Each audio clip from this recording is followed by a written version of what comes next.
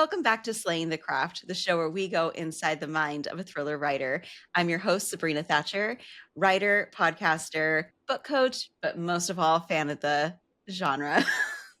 I'm starting off kind of funny today. I don't know, like it's Monday morning, and so my head is just like not super amazing, but it's awesome because guess what? Today I have an amazing guest who's a good friend of mine, Jennifer Fawcett. She grew up in rural Eastern Ontario, spent many years in Canada making theater before coming to the United States. She holds an MFA from Iowa Playwrights Workshop. Her work has been produced in theaters across the country, published in Third Coast Magazine, Reunion, the Dallas Review, Storybrink, and in the anthology Long Story Short.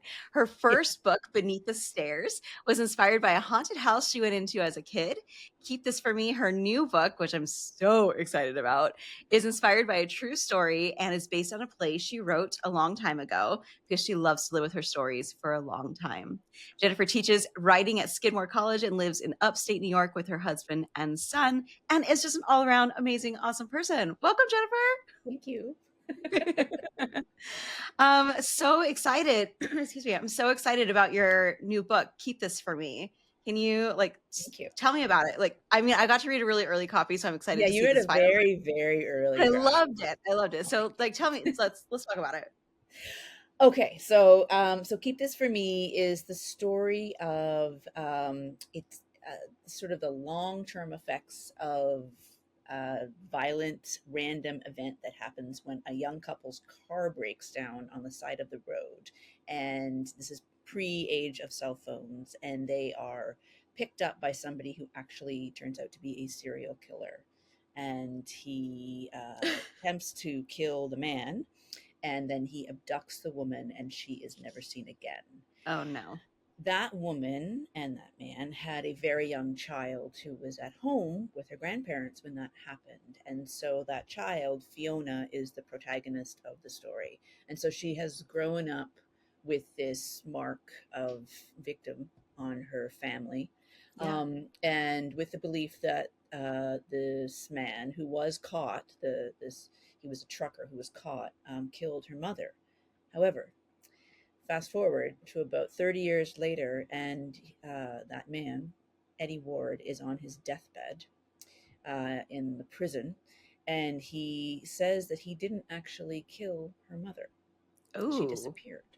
Oh. So Fiona is now left wondering what on earth happened to her mother. So she goes back to the small little town on the southern shore of Lake Ontario, a little town called St. Rose, which is the town where her family has their summer cottage, and it was where they were when this happened. Okay. And she starts trying to figure out what happened to her mother, but at the same time, another young woman is abducted from the side of the road, and so it starts to feel like it's happening again. Again, while Yeah, the yeah. So the the killers in jail. killer Okay. the killer of the serial killer Eddie Ward is in prison.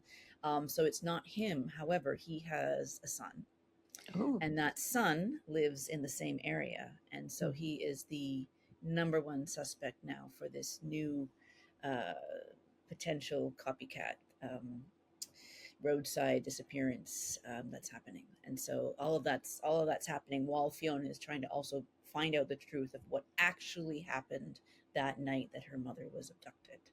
Wow. I mean, and with it being something's happened so long ago, like you get all the cold, like there's cold leads, like everything is like so much harder. So, how did you come up with the like how you were going to solve a mystery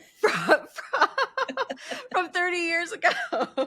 Yeah, that was really, I mean, that was really challenging. And I always like having things in multiple time periods. I Yeah. like that idea of layering.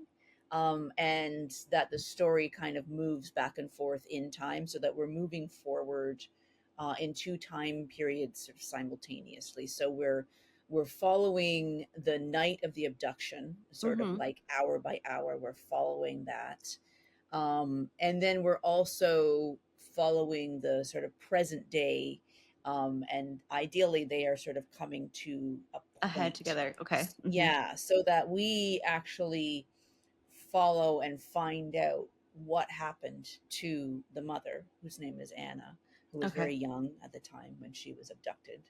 Um, we find out what happened to her at about the same rate that her daughter finds out.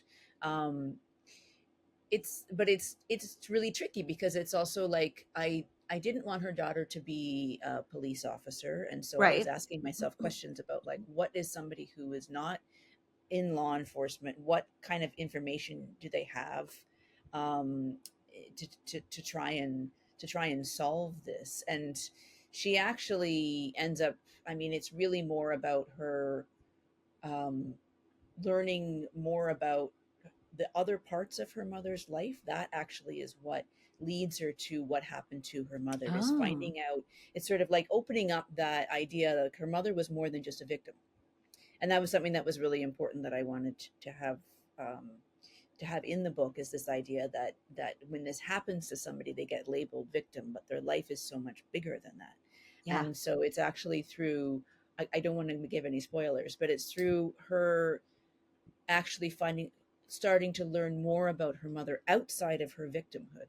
Yeah. Um, um, and how that changes not only her finding out what actually happened, and again I don't want to give it away, but I think it also ideally is changing her view of her mother, that she wasn't, there's something about victim that seems really weak, and Yeah. really what she's learning is that her mother was actually incredibly strong Yeah. and was fighting for her life and was um and there's something in that that I think is actually hopefully kind of healing.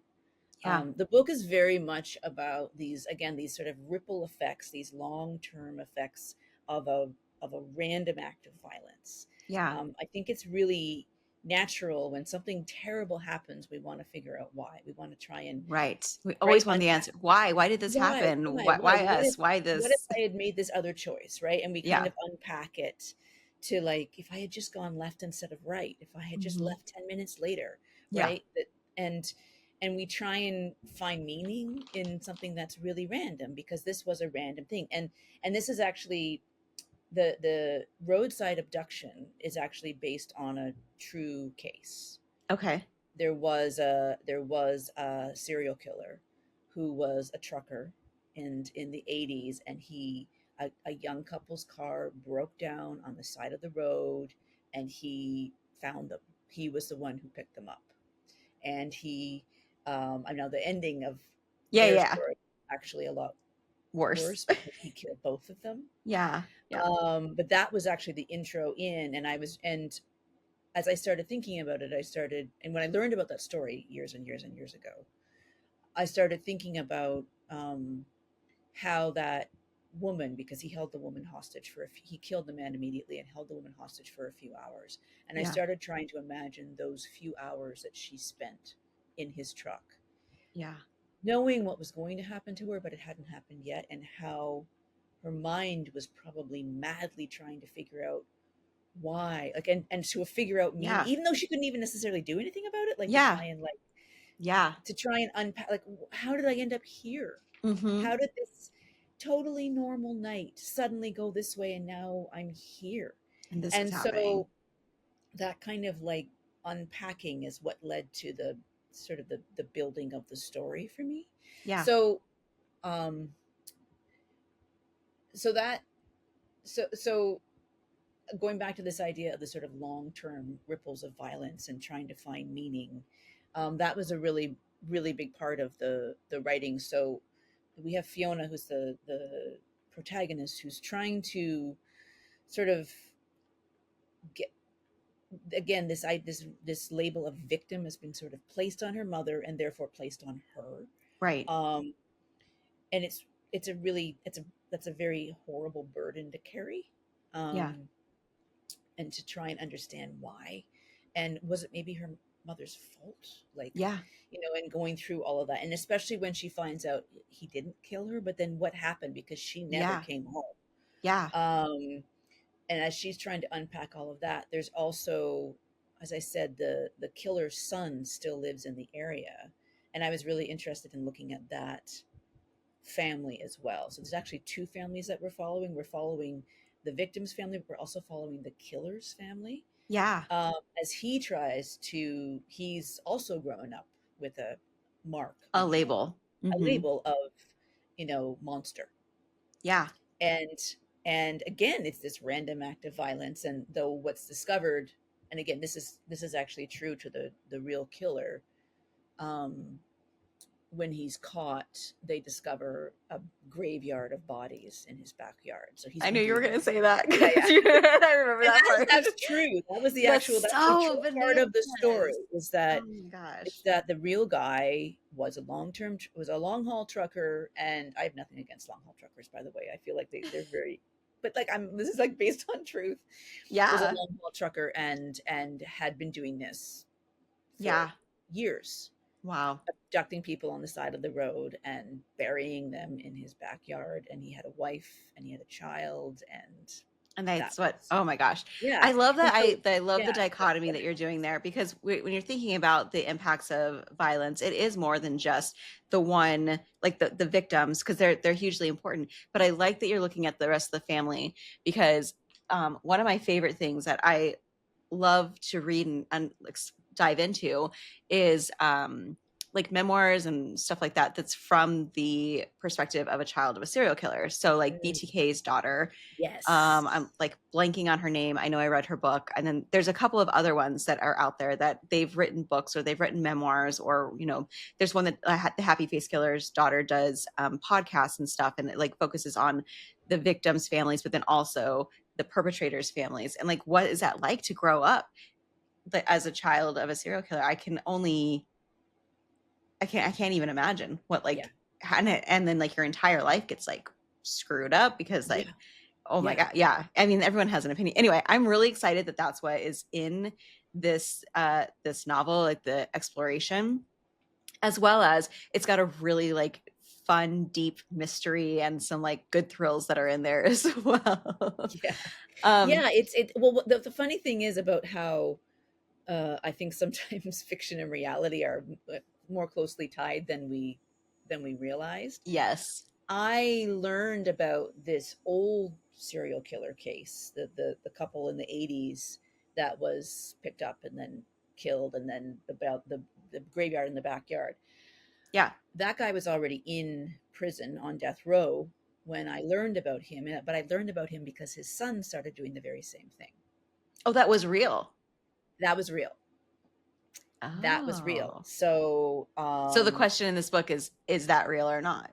yes, yes. And that was, there was a theory that was being kind of floated, at the time when this guy was caught, was, can violence be genetic? Right. Right? What, this idea of inheritance, and can we inherit that sort of desire? But even if it's not genetic, it makes me think about, like, when you grow up under that shadow, you have to wonder, is that in me too? Yeah. Every time you get angry, because like I think it's human nature to be like, it'll strangle you, like that. Yeah. It is part of being human. I can imagine that being like, oh, if I feel like that, does that mean I'm going to kill somebody? Like, is this in me? And am I going to do this? Am I like, is this a normal feeling? I don't think that this is normal. Like, I could imagine it being like And then add on spiraling. to that, layer into that, that you've been labeled a monster like your Even whole life, even though you had nothing to do with what happened, what yeah, your parent chose to do. And I think you had this really sticky kind of thing going on mentally in your mind. And that's why the son, he's like automatically a person of interest when yeah. when this young woman's car breaks down, Hmm. Oh, this and new woman goes this missing. new woman in present day goes missing. There's a very clear copycat quality to it. Yeah, um and he is sort of like person of interest number one. yeah, um and so he has a daughter who, befriends the protagonist. And so it also goes down like another generation. yeah. So the sort of granddaughter of this serial killer Oh yeah. is also labeled, Mm-hmm. right? And is also she's grappling with, again, this sort of legacy of who she Yeah. is, having been, again, I didn't ask to be born into this family. I was Mm-mm. born after all this stuff happened, and yet Mm-hmm. she's still kind of labeled, she's still labeled by it, and but she's also really fascinated by it. And Mm-hmm. so um it so, and she befriends my protagonist Fiona, and Yeah. so they have this sort of weird connection of she's young, she's only Yeah. like Yeah. 17, Okay. but they have this weird connection of like, we're both sort of labeled by the things that We had nothing to do happened. with. Yeah. We had Like nothing that to do with happened to what our happened, like, families. Right. yeah. So and then I don't want to lead, I don't want to give any spoilers, Yes. but what I was, so I had learned about the real thing that happened, right? Like Yeah. way back when. And I wrote a play about it. Um, Again, sort of used the real case as a jumping off point. Mm-hmm. And had written a play about it years ago. And the story kind of stayed in my head, and the characters really stayed in my head, which is why I came back and sort of used that Brought as my them. jumping off point Yeah. for the novel. And then there was this third generation, this granddaughter who's also sort of like just wrestling with, how do I kind of take ownership of the horrendous things that my family did. Mm-hmm. And I just sort of, out of curiosity, did a little bit more research onto the real killer. The publisher Ooh. was actually asking, they were Okay. like, Yeah. Oh, I "When was was gonna the say, least do we have the yeah, information on the I original don't remember case? his name. Because But what I about don't. like? Do you also know the victims' names? The original case? Yeah, that's the thing. I'd have to learn all the victims' names. I feel like that's more important. I know some of the I victims' think names. I'll cut this part out, but I think when you're interviewing, at least having the actual victims' names, I think like for the couple, That's a really good point. yeah, I think that will go over well. Robert and Judith, Yeah, but I don't remember their last names. yeah. Yeah. Yeah, I was like hesitant when the publisher was asking, because I'm like, I don't want this You want to this bring more attention to it, right? But but but I you don't want to. do, yeah, Yeah, yeah. and I feel like people are going to naturally sort of gravitate toward, ooh, the serial killer. Anyway, but the weird thing that I learned was that the grandson, present day, has also been suspected, if not convicted, A for third at least generation. violence, incredible violence, if not murder. Oh my gosh, that Which is just poor. like, what? Oh, that poor But family. again, it's not just like the DNA. It's, I mean, I have to think like, it's also like, I what mean, is they the had to have grown up in a. He had to have grown up in a very difficult. If you're the grandfather and your your father, father? Yeah. I mean, that is like growing up in just. Oh, Yeah. Yeah. I mean, terrible that he went and did it because there's no excuse, but also like, The violence of, yeah, violence is sort of a, I don't know. cyclical or like it's hereditary. Yeah, Like, yeah, yeah, or yeah. it's So, yeah, so that was just a sort of weird, like, ooh, wow, that's crazy. okay, Oh yeah. my gosh. And I appreciate that the publisher hasn't actually really leaned into the true case, because Yeah. also because this is, the book is Mhm. very much it's not, I'm It's not different. It's trying, not. It's inspired yeah, by not the same it's story. inspired by, definitely not any kind of like actual representation of what happened, but just Yeah. inspired by, and really originally inspired by that woman, thinking about that woman sitting in that truck all alone. I mean, I Just can't even imagine mentally how the you could terror live is with that, probably right? more than we can even Yeah. fathom. Yeah. And trying to figure out, like, in those hours, what went through her head, and can I kind of go in there and try and expand that. And yeah, so, but anyway, yeah, so that was just like a weird, like, wow, third generation, oh Yeah, my god. that is fascinating. And now I'm very fascinated about this. I Um, know, no, it's a good point about the victims. I yeah. need to get more names. Okay, so then how many drafts did it take you to write Oh this my book? god. And I'm So a long interested because hold on, because I know that your first book, let's talk about that for a second. Hang on. Hang on. epic, my epic You journey. yes, your epic journey. So for your first book, Beneath the Stairs, it took you 10 years to write that thing. You were writing plays and doing other stuff, and it's 10 years. How long did it take you to write Keep This For Me? Less, thank God. Less than 10 years. Oh, fortunately, I don't want to do like, oh, one book a decade. What incredible momentum I have as an author. So speedy and productive. So speedy. Oh, all my readers are now, so much older. And not, anyway, so the book took, I don't know how many drafts because Okay, I that's don't keep fine. track because that's too depressing. Yeah, I get it. I get it. But also because it's such a I don't write in a straight line. Yeah. And I don't edit it in a straight line. So I have multiple storylines, and there's sort of there's always, it's like this weaving process. And so, some things are actually like the same as they have been from the beginning, and others are constantly being changed, and there's things that are added in really late, and it's really hard. Right. I have a really hard time knowing like what constitutes a new draft, right? Like what makes me go, okay, this is new. I agree with you, because I'm like, yeah. Yeah. Yeah. It's and like, also do you it's just too finish it? Is depressing. that like considered, or are you like, I'm just redoing Well, I think it with now Beneath the for the 100th Stairs, when I time? got up to like what might be draft 40, I was like, okay, this is too depressing. I'm not gonna do that. Let's not keep track. I keep track of, I save the files with dates. That's honestly, it's like the main thing I do is just with dates. But even that, sometimes I just will call it like spring 2024 draft, and I'm just kind of working on it the whole time. But it was about 2 years basically. That would be the shorter answer to your question. about 2 years. I had the idea. I had the play years ago. But the play is also very different. But the play is very much the story of the parents in the car. Okay. The car breakdown, that remained the same. Whereas with the book, that has sort of moved into sort of a secondary. Yeah, it's more of a background story, and piece. the main story is what's present day with the daughter trying to figure out what's going on.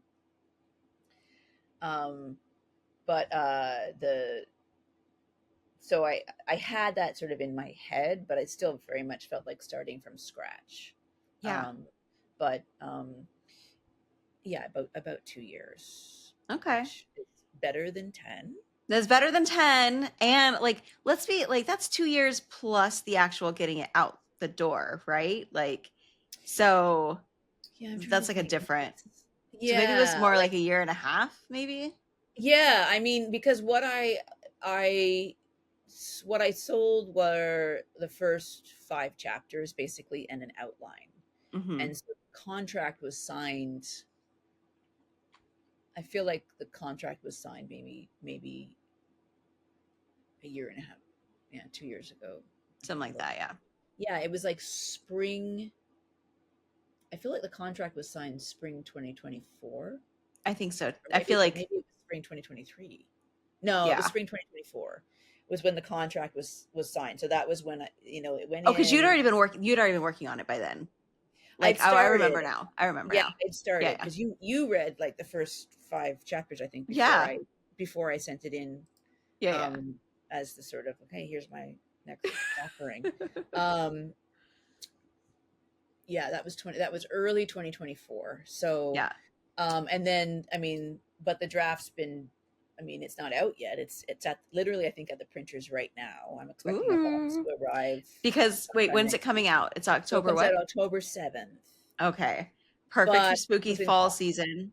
Yeah, fall season, which is a great time. So, but the draft has been, I haven't been allowed to make changes on it since the spring.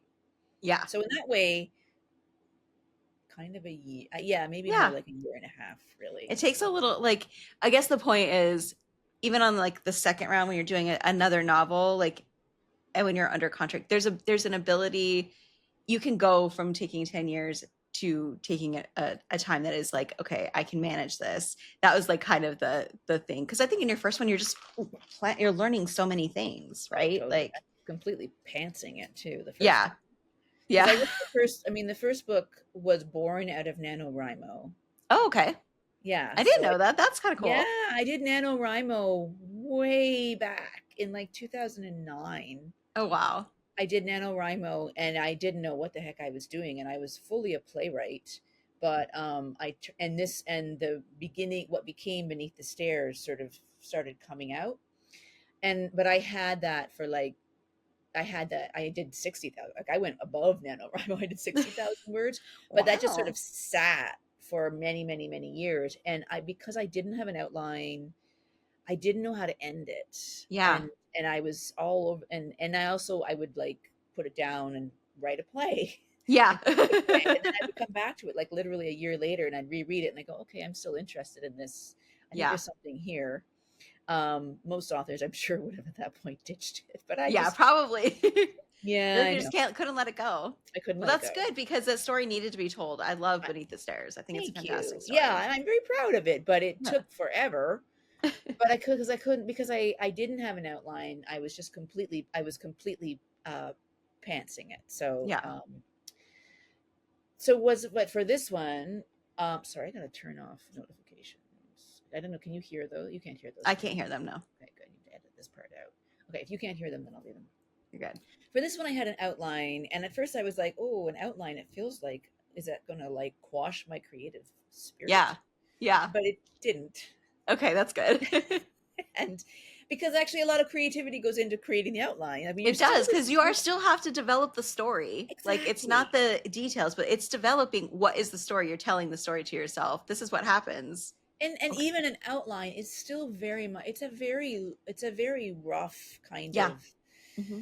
guideline sort of thing, but I felt like I had a better sense of sort of how to where I was going. I knew where I was going this time, and kind of wrote toward that, though for a very long time I remember writing to my agent and going, okay, so my idea for the second book, here's the beginning, here's the end, there's just about 200 pages in the middle that are a little like We don't need to know about that yet.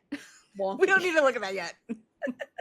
So but yeah, um uh so it was, but it was better. It was a much Yeah, better writing process the second time around. And so for the third one, outline. that's good. Okay, so what was the most fun part of writing this story for you? Writing, so I have multiple points of view in the Okay. story, and I people have very strong opinions about multiple points of view, and I I know I'm fully very accept interested. that. I have a question for later, but I'm going to ask it now. So go Yes, ahead. Just so say your thing. I know that some people love them and some people don't. Yeah, I love them.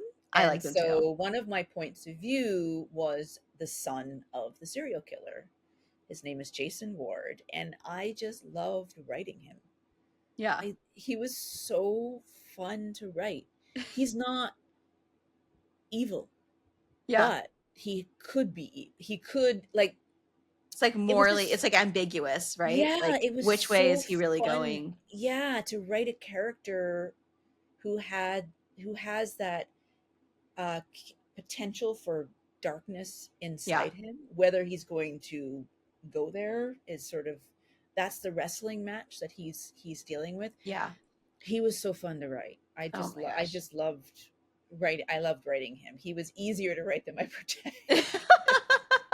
Yeah, So yeah, protagonist that is was like really dealing with fun. a different level of trauma that's like, Yeah, oh, like I mean, my yeah, mother and all of this, where yeah, you're like, oh, I just try not to kill people.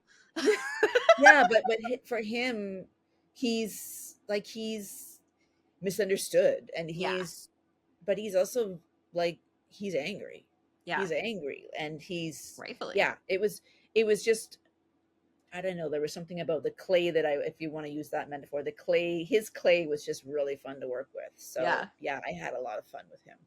that's fun. Sounds What? dark, but No, I like it actually. And honestly, what this is why I say like going inside the mind of a thriller writer, because there are most people I've talked to, they end up having the most fun writing the bad guy, like writing that character is where it's like really the most fun for them. it And I think really it's because we get is to just explore like a darker part or like our shadow selves without actually, I mean, I don't know. living it. Yeah, Yeah, without living it. yeah. Um, well, this kind of leads me to my next question, which is why do you write the dark and twisted? What drew you to this genre? Like, what keeps you here versus doing fantasy or any cozy mysteries or something else? That's a really good. It's a really good question. I'm really fascinated by the darkness that I think we maybe all have the potential for. Yeah. Like, I think human beings are incredibly complex, and I'm really interested in the psychology of why do we do the things we do, particularly if those things are violent. Yeah. I'm not a violent person. No. I'm really disturbed by violence. Yeah. Deeply, I'm like deeply disturbed by violence, as I think a lot of people are. Yeah. And yet I'm also fascinated by It's it. kind of like you can't look away. Can't look away, Hmm. which is in and of itself is like, why? Why are we Like, like this? why? Yeah, why do we have to look at that? Why do you want to read? Why do you want to read that? I don't know. But I'm fascinated by the, yeah, by how are those choices made? Right? Hmm. Like, What why do like we I do it? find interesting, what did it take to get to that point? Right? Like Yes. what are the things that had to happen to get that person to that point, to Yeah, where that is the decision that they're making. And I do think that's absolutely. super And it doesn't fascinating. justify that decision No, it's just at all. understanding a why Yeah. is a different than like excusing. Yeah, absolutely. And it's something like, yeah, I'm really going into that sort of that sort of very different point of view. Um, when I it was the same when I was a playwright. It was even the same when I was an actor too. Not that I didn't play any murderers. Pretty cool. But you do go in, you try and go into that single point of view, that singular mindset, and see the world through somebody else's eyes, and somebody maybe that sees threat where Yeah. other people don't see threat, and so Hmm. their response is like, I am threatened by this, and therefore I'm going to respond this way. And Right. I think it's a really fascinating thing. And I mean, I love reading thrillers. I have, as I know you do. Yes, of course. Yes. And so there's also the element of suspense and Hmm.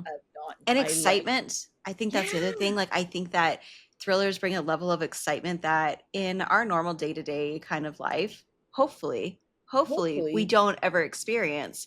But there absolutely, is something about like that, like spark of something like crazy happening or whatever, experiencing yeah. something so different and unique. It's like, Yeah, why do people ride roller coasters? I mean, no exactly. one would ever want to be in a car that was traveling that way, or a No, train or something like it's that. I mean, because that you would be can safely terrifying. explore and have your adrenaline and like have those Absolutely. feelings safely. Yeah, I think and so I think books of all types, and I mean movies and television, like, they allow us stories, allow us to safely experience what we will hopefully never have to Yeah. experience. And And I agree with you. I think that like getting into a different mindset, experiencing things in a different way is so unique. And it's also one of those things that's like uniquely human. Mhm. Because I don't think that like lions aren't like, I'm gonna get excited about Well, yeah, I mean, we don't chasing. know, but We don't know. I mean, maybe they have adrenaline rushes, but I don't know. They're not on roller coasters, so I don't know what their life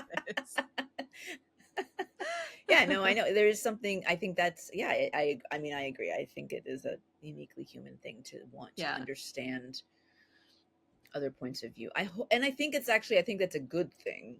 Yeah, I think we need more of that I would in agree. our world, In the of world, I trying to agree. understand other people's points of view and the nuances that are, you know, how these points of view are built, sort of thing, right? And Yeah, they don't just, like, you don't just wake up one day and go, wow. It's a slow layering process that gives you the point of view that you have, and trying to remember that it's your process is going to be like someone else is also hmm, dealing with that. So yeah. yeah.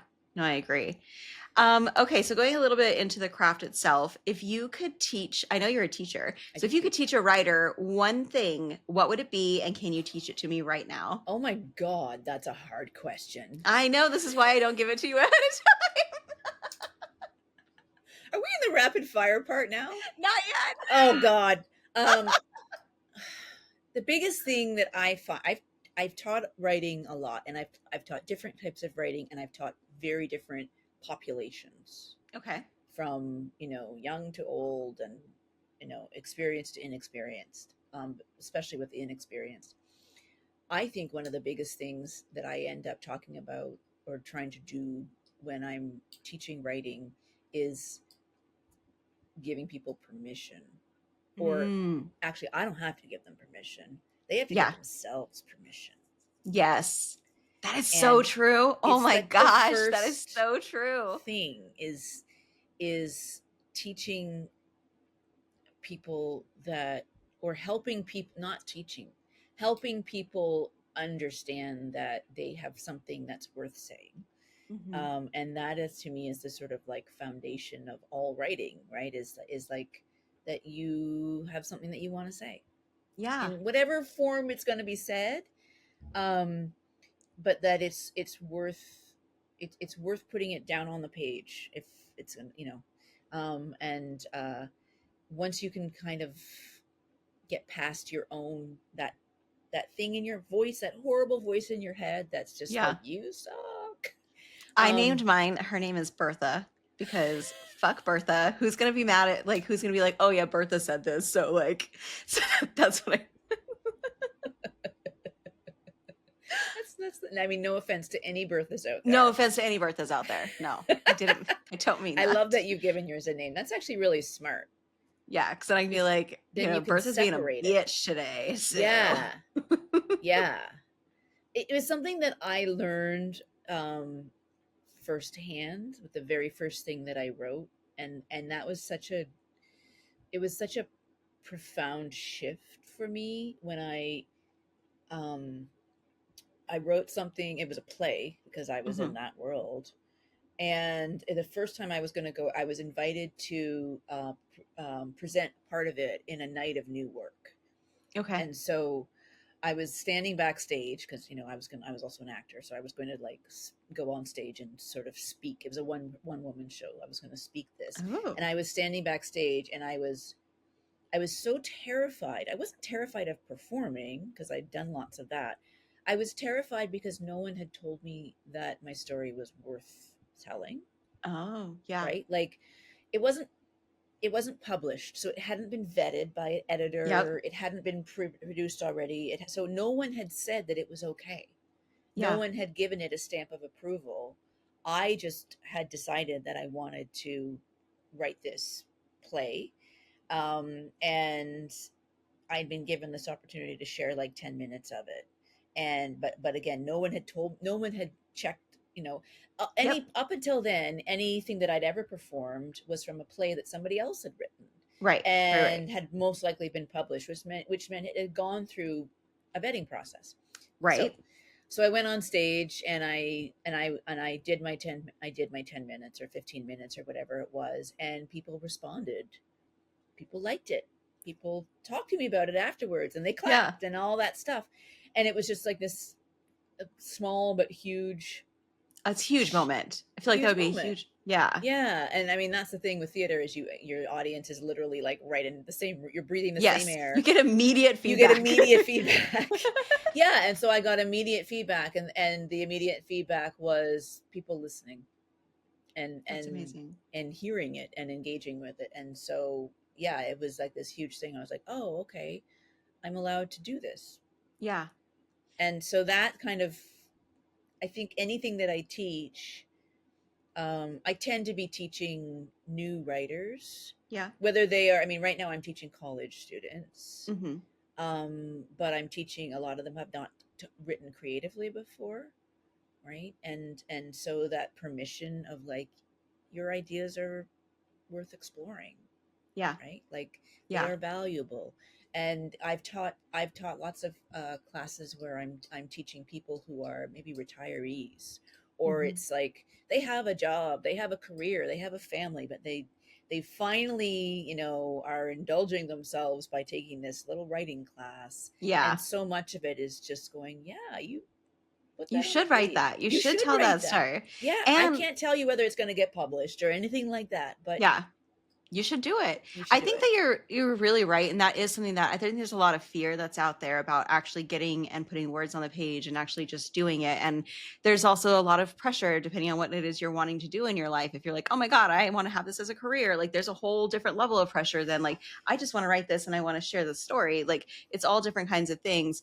But I think what you're saying about giving yourself permission is super important because it's not just about like giving yourself permission to do the work, but permission to write what is true to the story. Like I Yeah, think that is another thing too. I think about this a lot. it's a great That quote. saying that if you don't want people to say bad things about you, you shouldn't have behaved badly. So it's kind of that permission of like you can use your life, you can use your experiences and bring that to the page because somebody else is probably experiencing it too, but it's Yeah, okay to do that. Like yeah, that was a big hurdle for me to get over of like, oh, I shouldn't write this. Like, I don't want anyone to think that, like, oh, this is my family, but it's not. It's different, but yeah, their influences, you just have to be okay with, like, yeah, you're going to have influences. yeah. And you never know how somebody is going to receive what you've written. And Yeah. you might speak to somebody who suddenly feels seen or Yeah. understood because of what you were writing. So much of us, I think, live in a form of isolation, right? So much Emotional or isolation. social or mental isolation, feeling like I'm the only one who feels this way. I'm the only one who thinks this way, and I'm that's wrong. I have to hide that. And so, yeah, I think stories are this way of people going, oh, uh, I'm not the only one. Yeah.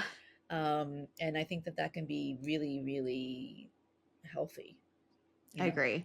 for I readers and for agree. writers, right? To Yeah. make, I mean, it's the most meaningful thing as a writer when somebody reaches out and says like, that's my story, or like Oh my when gosh. they it's not just that they like to, I mean, I love it obviously. If somebody likes what I wrote, I'm like, oh, thank Yeah. you. Like I really and really truly like, thank you. Yes. um but when somebody kind of like, when something resonates with them on that personal level, Yeah. it's so meaningful. Yeah. um yeah, it's incredible. So Yeah. And is it something that kind of helps you to hold on to when you're doing the next thing where you're like, oh my yeah, God, this again? But because it's yes, hard. It's hard. But that I yeah, think that end result in that experience is like I'm sure that that is you can't put a value on what that no, means. no, I Yeah. get, you get a crappy review or you get rejected, right? Like Yeah. your query is rejected, or whatever, you're rejected in some form, Hmm. or you have a book but somebody's like, I'm not interested in your book or whatever, Hmm. and that's going to happen, and it does Or I happen. hated it. This was Or I stupid. hated it, this was a waste of time. Sure, that was just 10 years of my life, but whatever. Yeah, yes. But because then you have somebody else who's like, oh, that's my favorite, or so Yeah. yeah, it's worth it. But that permission, it's not something that anybody can give you. Yeah. You kind of have to do it yourself. It's only something that you can give yourself. I love that. I think that that's fantastic and something that I will definitely take it with me as a Oh, lesson because yeah, it's just like, it's so true. Because I think too, again, like early writers, it's a lot of comparing yourselves to published books. Your early draft as a brand new writer and a published book are not going to be the same. They're no, not going they to be are the not. same. And so you just have to like let go of all of it. It's the same. It's the same as a published writer too. I mean, I'm like, now I have these two books, but I'm starting on a third book, and Yeah. it's messy and You're like, oh badly no, maybe I written, don't and know how to do yeah, and it's also a reminder, constantly, like every time I sit down to write, it's a reminder to myself, like, this and the published books are not in the same place, and you cannot put them side by side and compare them. You can't. This one's going to be different, and it's going to Mhm. be, that's the one thing with now having done it more than once, is I'm starting to get a better understanding of my process, and what are the ugly parts, what are the painful parts, and Mhm. understanding like that's just part of the process, and Yeah, you and cannot accepting go it. around them, you're going to go through them, Yeah. and you will get through them, and you will find something on the other side. Yeah. I think that is really Hopefully. wonderful. Okay, so let's And hopefully switch it won't take to 10 years. hopefully it won't take 10 years. I mean, but if it more than does, it's more than 10 okay. years, honestly, like, It is okay if it does. yeah. But, Tell your story. It's okay. Uh, okay, we're gonna move into the rapid fire questions, which is really a slow burn Thank questions. you. Okay, good. Because I might be not a. I'm a slow thinker, not a fast thinker. I don't know. So first of all, what is on your writing desk? Oh, literally right now? Yeah, like Oh, what do you such like? a What's on your mess. I'm embarrassed. Well, I do have. It's not. It should be on my writing desk. It's just it's in my bag, but it's probably the most important piece. I have for every book I write, I have a notebook, a big Okay. thick notebook. It's a particular type of notebook because Yeah, it's just because my favorite writers, because because writers are we're writers. freaking writers and we like it's my pen. So I have my notebook. That is the beginning of the next book. That's on the desk for Okay. sure. And I find, especially in the early days, that I'm like, yeah, this is not rapid fire at all. I'm sorry. I told you it's not. Like I don't know. I When I wrote these questions, I was like, okay, we'll see how this goes. But I'm so fascinated, and every single writer is like, and I'm like, no, call. Let's just. I really want to know what's on your desk. Yeah, so that It's notebook okay. is always on my desk. It's Yeah. always near my desk. Another book that's on my desk, or technically, I guess it's I have like these shelves, so it's on a lower shelf. I have a writing journal Okay. that Steinbeck actually inspired me to keep. So Okay. John Steinbeck, when he was writing one of my favorite books ever, which is East of Eden, Hmm. he was keeping a journal, and that journal has been published. I believe it's called Writing Days. Okay. I have it somewhere on the shelves behind me, and it is literally just like it's just a journal. Like he'll be like wrote 2,000 words today, and then so and so came to visit.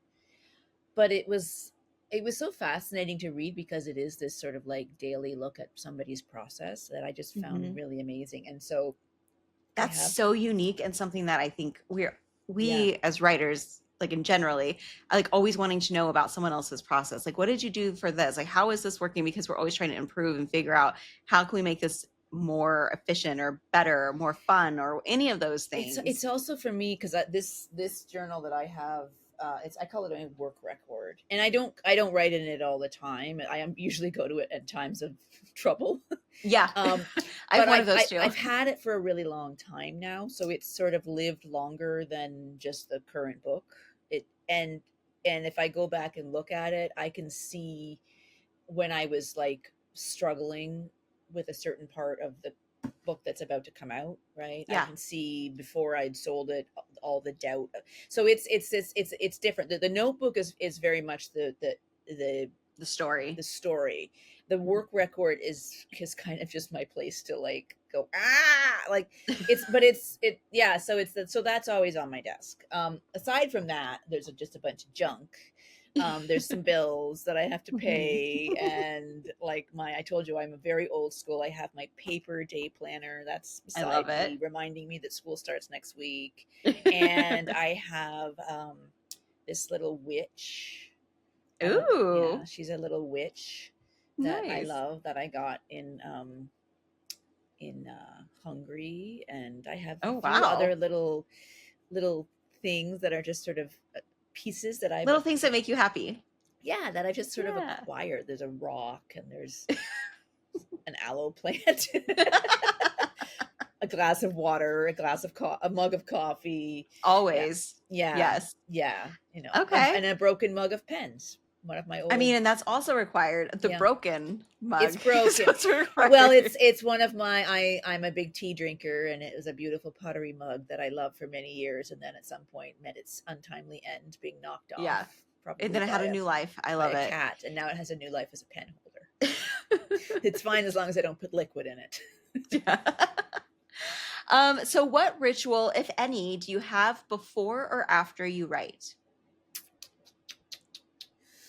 Well, the ritual that I try and avoid is checking social media. Oh my God, right? Like, Yeah. take this phone away. Yeah, exactly. That's a really big one. Um, I also sometimes in the early parts of writing I get really tired. Mm. So You know, that's so interesting. Oh my gosh. That is so Is true. that you too? I do. And then I'm like, what's wrong with me? Maybe I'm not supposed to be a writer when I get so tired while I'm writing. I take a lot of desk naps. I did. Oh God, I'm so glad I'm not alone in this. Sometimes I'm at my desk and then I put my head down and then it's like, oh shoot, that was 20 minutes just went by and I don't even know. Sometimes, at least maybe this is what I tell myself this. Sometimes it's true, maybe more often than not it's not. I do think that there's something that happens in your imagination when if you're kind of like getting into a story and you sort of have to go into a dreamy Yeah, headspace. So that's my kind of more woo woo I like it. explanation, or it's just that I put myself to sleep with my own writing. That's like such a fear. Oh, I like, that was know, so boring. I'm I making know. I'm myself like, oh go my to God, I can't sleep. even entertain myself. No one's ever gonna read this. No, they won't be able to get through it. Okay, so you So not take desk those. Those naps. are both bad. Social media and napping. Yeah, you don't do those things. I don't do those things. It really depends on where I'm at in the process.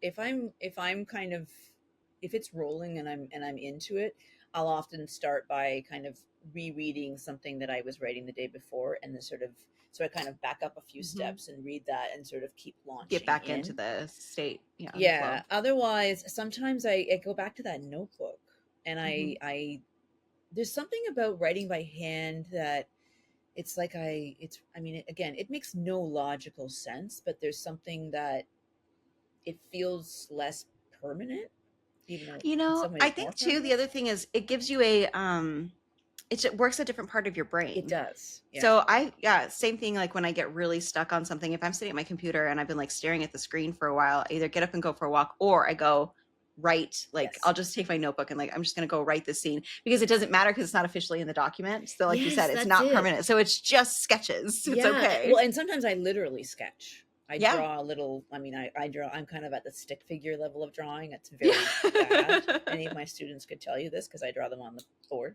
But I sometimes I have to like I just am like I can see it, and then I have to kind of I'll draw a map or but so that paper, yeah, that pencil, and it's always pencil too, pencil and Mhm. paper, is sometimes how I start a writing session. It's especially if I'm really unsure of what I'm writing, I Yeah. kind of waffle around on that page, and then if I get into a rhythm on that page, then sometimes I just sort of transition over and start typing, Yeah. and then I can kind of copy and paste if I need, or I can, Yeah, retype it. yeah, Yeah. retype it. But so starting off the document is sometimes the way I need to start.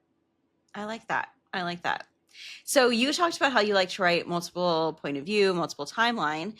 And so I'm curious, do you write straight through like the reader reads, or do you write each section and then kind of sew it all together? I sew it all together. Yeah. Okay. So you write Yes. like you have like so Fiona, for example, you would write her whole section, or if you have Oh. you past, like you have the past Mm. section. No?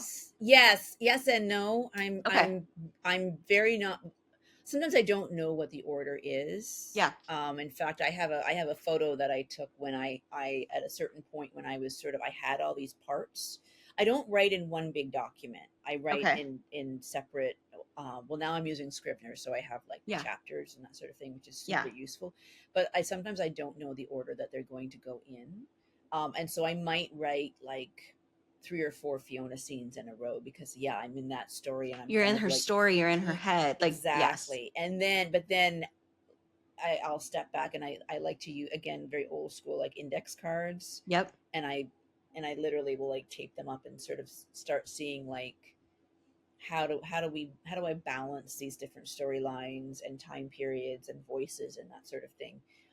So, but I can't say that I wrote Fiona start to finish and then I wrote Jason start to finish. Right. Um, but it was, and it was also like I often know what the next scene is going to be, like Mm-hmm. especially with my outline. But Yeah. like I know that, like I know where the characters have to go next. Mm-hmm. I don't necessarily always know how I'm going to write that, so sometimes I Yeah. also leap over that Because you're like, and I don't go, know, I'm not dealing with that right now. Come yeah, back. I'm not dealing with that, but I know this. Yeah. um so yeah, I don't, but I don't, cause I don't write in order, but I do end up sort of stitching it all back together later and trying Yeah. to, again, and I think this is a really big thing when you're writing different points of view and multiple timelines, is that stitching is, I mean, it's it's a really tricky balance, because I'm trying to keep multiple storylines active and taut, Mm-hmm. even if we haven't been there in a little while, because Yeah. I need you, the reader, to still be interested in what's happening to Jason, even though you Mm-hmm. haven't heard from Jason for 30 pages. Yeah. And so it feels like this sort of juggling act, um, that is tricky sometimes. But that Yeah. is something that definitely happens in the Transitions, book. right? Like it's that also the transition from like one Yeah, character to another, one timeline to another, and yeah, how so it feels smooth and not like such an abrupt jump, you uh-huh. know? But And that unless you want they're it to be an abrupt jump, because sometimes you want that. sometimes you won't, but they always have to be talking to each Yeah. other, so Hmm. that when you come back to this point of view, the what you've just learned in the previous chapter, even though it's from Means somebody more. else's point of view, it because there's, I mean, there's the order of the story, but there's also the reading order, and those are not Hmm. necessarily the same thing. Yes. I guess It's if like that's the what I've been order of trying to like get at is experience. like, Yeah, do you write in the reading order or do you write in how you need to write it and then whatever? I write in the sort of how I need to write it kind of I think order that of. that's kind of fun. Yeah. And actually, so I asked this question. They're the first person that has had this response, which is I think is great because I feel like that's kind of like what I am. So it feels very validating for those of us out here who keep listening, being like, please tell me someone else does this. Very validating. um, okay, what is the most bullshit piece of advice you've ever heard? Oh my god, what to choose? Um, I feel like it. I feel like there's a lot of expectations with there's the writing and the craft of writing, and then there's I'm coming to it. I promise. And then I there's believe you. the commerce of writing. Okay, the business. Yeah, and you cannot escape that. I mean, we all publishers need to make money. I mean, that's an industry, and Hmm. if authors want to get paid, publishers need to make money. And so I'm not trying to like crap all over that, but I do think that the idea that if you don't put out a book a year, that it, I don't know, that you're kind of, I mean, I have so much respect for authors who do. I am not I one mean, of it's them, amazing. Hmm. but um, that idea that you're going to become irrelevant if you don't whip If them you're out not really, constantly really out quick. there, like Yeah, that your readers will forget. yeah, I guess. Um, and I don't know that it's necessarily something that's been ever said to me. Hmm. I've worried about it for sure. Like there's you know a gap of time between my first book and my second book, and um, which I wish there wasn't. I have so much admiration for writers who can write I know. faster than I do, I don't know how they but do it. I don't know either. But I also think that, you know, if there's a gap of time between your books, if you you know it's in some ways, if it's you may have some readers who've I don't know. I think your readers will hopefully come back. I think so too. I guess that's So my I would point. say like when we were at Thriller Fest, I don't know if you were there yet. I don't know if it was during Craft Fest, but there was a sit down with Jennifer Hillier and it may have been Kimberly Howe, but I would have loved she to have heard that. yeah. Well, she was talking about so what Jennifer was saying, and this is like one of the biggest things I took away from Thriller Fest this year was that she was talking about her first four books, Freak, Creep, and The Butcher and Wonderland. And they were low, like bottom list. Like one even went digital. First, her last one went out digital. Only like all of these different things. And she was like, I'm kind of feel like lost and everything.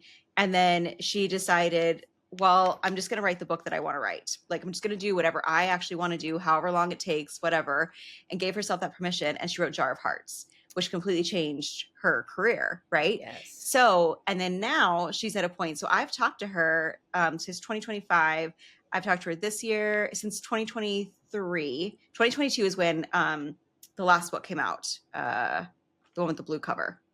Yeah, I think I Can't think of have the it. name of it. It's somewhere back. It's somewhere behind I know me. it's so anyway, you all know what it is. I'm sure Yeah. you do. And so it's been 3 years.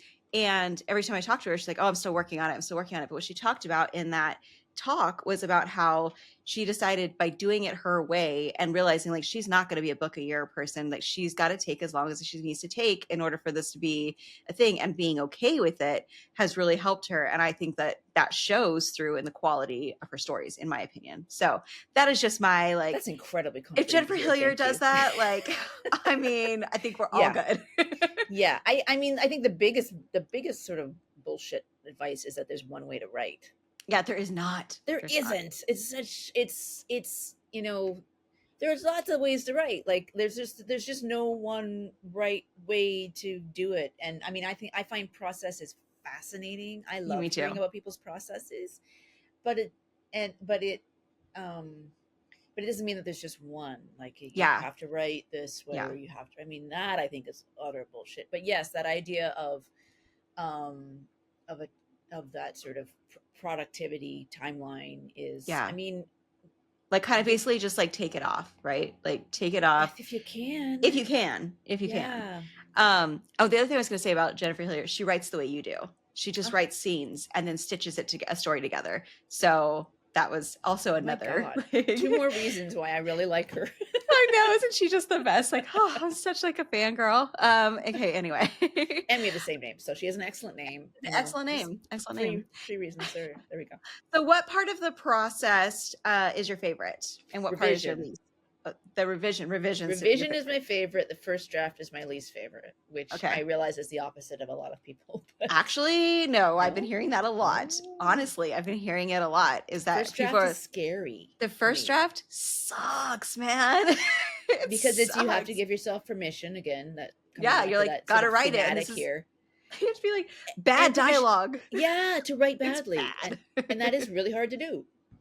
Yeah. Yeah. And whereas with revision, I love that process of going deeper, right? Of stitching together these, maybe maybe things that were sort of that were born organically in the writing, and then going, oh, hold on, there's something happening here that like this thing that kind of popped out in that part and this thing that popped out in that part are connected. And Yeah. Oh, it's yeah, because when you find it, you discover things while you're writing. Like it yes, truly does happen. yeah, It is the most, isn't that bizarre? yeah, Just it's like, wonderful. how did my brain know that? Then all of a sudden, like now it's Yeah, happening.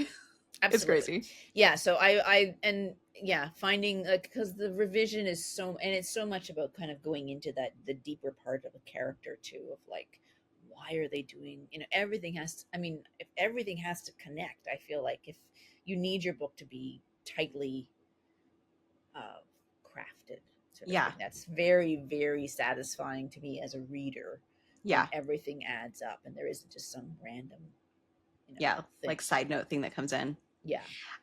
So 2 more questions. What is the darkest idea you've had that has scared you about yourself? Oh my God. Anything that has to do with violence toward children You're like, what am I terrifies me. thinking? What Yeah. happened? Yeah, and I think I think my husband and I are both sort of like if we're watching like television or a film and there's violence towards children, so like we both have a really emotional response, and so there have been a few things that I've really wanted to watch but I haven't been able to because I'm sobbing on the couch. Yeah. So also violence toward animals, cruelty. Yeah, I agree. Yeah, Mhm. actually I think so. This is in watching, and I've definitely thought about it, but I don't think I've ever been able to write it. That idea of cruelty, like for the sake of Cruelty. like my first book is labeled a horror because Mhm. it has a ghost in it. I did not intend to write a horror because I didn't understand what horror was. I thought Yeah. horrors are slashers, right? Slasher films. Oh, not That's that what it I was like thought the of. supernatural piece of it. Yeah, See, I wasn't I feel like thinking of. slashers are more on the thriller side. Oh, Like that's it's a so little more of funny, a thrill right? ride. Whereas I'm like, oh no, We all don't know. horror movies are like Halloween or Nightmare on Elm Yes. Street, and I can't Yes. watch them because I'm afraid of them because I'm a big chicken. But You're a also chicken and you write this dark stuff. Like yeah, I this know. is I would like never go into a haunted basement. Are you kidding me? No way. I said my character there.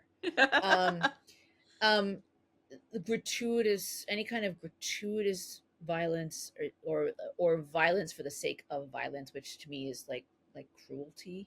Yeah. Um, which which makes it feel very unmotivated. Right, going back to that idea of the psyche, it's like that doesn't. Um, So like I American Psycho is not for you. Yeah, I mean, I've actually watched American Psycho. It was disturbing. So good, but yes. Yes. Um, so so that and violence toward children, I think, is something that I don't know that I could write. Yeah, but the ideas have come up and you're like, nope, don't Yeah. think it's weird. That's intrusive thoughts that come in. Oh yeah. Yeah, yeah. Oh no. I mean, they're very real. That Yeah, idea of like I mean, I have a child, so I can unfortunately think of a whole lot of I'm horrific sure. scenarios. They just pop up in my head, and then I'm like, oh my God, what is wrong with you? How can you possibly be thinking about that? It's also could just be not just because you're a writer, but because you're a mom, Yeah. probably. Yeah. Well, I I would feel like I imagine. became a lot more sensitive to that after Mm, I had a child. yeah, But yeah, so any kind of child stuff or animal stuff. yeah. I don't want to Okay. see I don't want to see any dogs Yeah, getting me either. No, killed. I am not either. Um, yeah. Okay, so last question. What is your old school favorite mystery or thriller? So this is like your high school, college days, or like your Oh, go-to, like when you were like, oh my okay. God, when I think about reading, this is the book that I loved. Well, it's not high school. I don't know that it's as old school, but it probably is. I don't know that I always was a thriller reader, and I think Mhm. I kind of got introduced to the form through Tana French, Okay, who yeah. is one of my favorite writers ever. So I read her first book, In the Woods, way Hmm. back when it came out. I don't know when that was. Yeah. Um, Definitely, I was not in high school. I wish I was that young, but I was well out of high school. Yes. Um, but she's a writer who I will go back. I love she's a sort of an automatic buy, and Yeah. I will read anything she writes, and I love the way that she builds character and that sort of thing. Um, in high school, I read Stephen King. Yay! Well, I mean, everyone loves. You Uh, know what's funny? I say this like, yay! Like I've never read a Stephen King, so. But oh, I mean, like, okay. I know that like it's like that is the thing that goes It to, and I feels love cliche to seeing. say. It feels cliche, but I love it because I think this person influenced, and to me, it's just like R.L. Stein. Like these two men influenced generations of people to be like okay with exploring this like shadow part of Yeah. ourselves and our fears and like all of these things. And I don't know, I'm like really obsessed with it, which is hilarious because I really have not read any Stephen King. Well, you I've have your tried. pick if you want to go there. I say Tana French, but actually, yeah, when I was in high school, even before high school, even like like in what I didn't go to middle school because I was in a tiny middle school, but Yeah. that age, I read a lot of Agatha Christie. Okay. I Hmm. loved Agatha Christie. I Yeah. think I read Sherlock Holmes. Oh yeah. And I read some of Stephen King's classics. I mean, I Okay, read like like Carrie and Christine yeah. and Mhm. Carrie and Pet Cemetery and The Stand. I read those books. It. Yeah. Um, yeah, and I loved them Yeah. so much. And yet I never thought of myself as a big thriller reader or as a Hmm. big thriller, definitely not as a thriller writer. Yeah. And it's kind of hard to write thrillers for the stage. It's tricky. For the So wait. for play, like I was writing Oh, plays. for the For, state. Yeah, I mean, I yeah, would and imagine it's really there's so. not a lot of like thrillers for the stage. I mean, there's murder Yeah. mysteries. There's like summer Yeah, murder yeah. mysteries, But how are but you gonna? I don't know how you do it. Pull off a thriller because it's like it's you have hard. to have that suspense. That is, I don't know. Yeah, that Yeah, would be extremely it's difficult. hard. I mean, I'm sure people do it, but it's just Yeah. but I guess when I think about like those throwback books, those it was Agatha Christie. I haven't read an Agatha Christie book in years, Yeah. but I just loved them because they felt uh, really well constructed. Well, I that's think. because they are. That's why Yeah, they stood the test of time, right? yeah, Like that's why they are the books that they are because other people were writing mysteries around the same time. Like she wasn't the only one. right. But yeah, I think it speaks to that quality. Yeah, that all and at the end, Hercule Poirot comes in and he's like, All right. Well, let me explain Solve to it you. all. This is how it happened. This and then It's you're also like, Sherlock does that oh, too a lot, right? yeah, Like yeah, how that's kind of like I feel like you did. So when I read those, sometimes I'm like, I don't think that clue was in here anywhere, and it was just a surprise thing that you threw in at the end to make it make sense. And I don't remember seeing that. right, yeah. Oh my God, I don't. Yes, I have. It would be so interesting to go. I'm sure they would. I mean, I believe that they would stand up. But Yeah, Stephen King, yeah.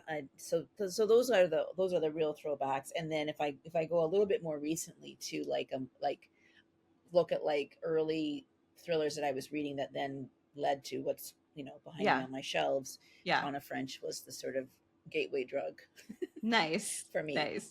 Yeah. Very cool. Okay, well, Jennifer, thank you so much for joining me today. I really Thank you for appreciate, having love me. chatting with you. Where can people find you?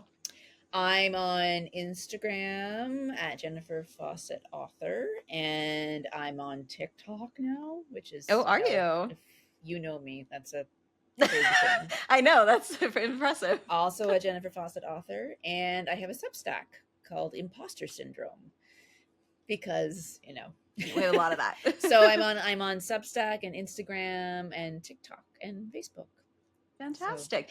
And your yeah, new book, Keep This For Me, is coming out on October 7th. So you October can do 7th. pre-orders now. I highly Yes, recommend that. Pre-orders make such a big difference to authors. they do. But even if you don't pre-order, make sure you pick it up because it is a fantastic story and Thank I you. loved it. I'm Thank so you. excited. Thank Um, you. and I loved going. Thank you for letting me go along the journey with you. Like kind of seeing your whole process was just so fascinating to me. So Yeah, you've it's been there. been, You've been there from like the beginning, so you yeah, know all the ups and all the downs. ups and downs. Yes. All right. Well, you can find me on Instagram as well at Sabrina Thatcher Author. And if you want more information about my book coaching services, you can find me at crimeandquill.com. Until next time, stay sharp and right twisted.